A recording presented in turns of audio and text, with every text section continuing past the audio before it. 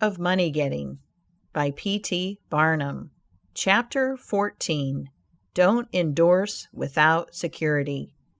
I hold that no man ought ever to endorse a note or become security for any man, be it his father or brother, to a greater extent than he can afford to lose and care nothing about, without taking good security. Here is a man that is worth $20,000. He is doing a thriving manufacturing or mercantile trade. You are retired and living on your money.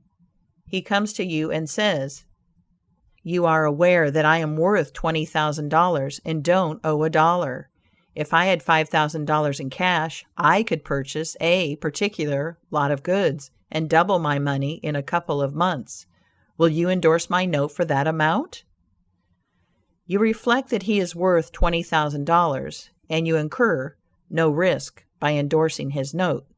You like to accommodate him, and you lend your name without taking the precaution of getting security. Shortly after, he shows you the note with your endorsement canceled and tells you, probably truly, that he made the profit that he expected by the operation. You reflect that you have done a good action, and the thought makes you feel happy. By and by, the same thing occurs again, and you do it again. You have already fixed the impression in your mind that it is perfectly safe to endorse his notes without security. But the trouble is, this man is getting money too easily. He has only to take your note to the bank, get it discounted, and take the cash. He gets money for the time being without effort, without inconvenience to himself. Now mark the result. He sees a chance for speculation outside of his business. A temporary investment of only $10,000 is required. It is sure to come back before a note at the bank would be due. He places a note for that amount before you. You sign it almost mechanically, being firmly convinced that your friend is responsible and trustworthy. You endorse his notes as a matter of course. Unfortunately, the speculation does not come to a head quite as soon as was expected, and another $10,000 note must be discounted to take up the last one when due. Before this note matures, the speculation has proved an utter failure, and all the money is lost. Does the loser tell his friend, the endorser, that he has lost half of his fortune? Not at all. He don't even mention that he has speculated at all, but he has got excited. The spirit of speculation has seized him. He sees others making large sums in this way.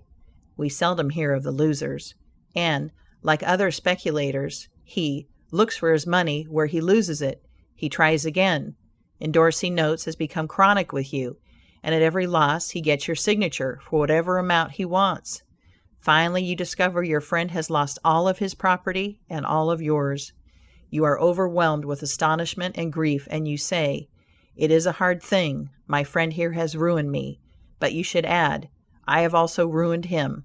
If you had said in the first place, "I will accommodate you, but I never endorse without taking ample security," he could not have gone beyond the length of his tether, and he would never have been tempted away from his legitimate business.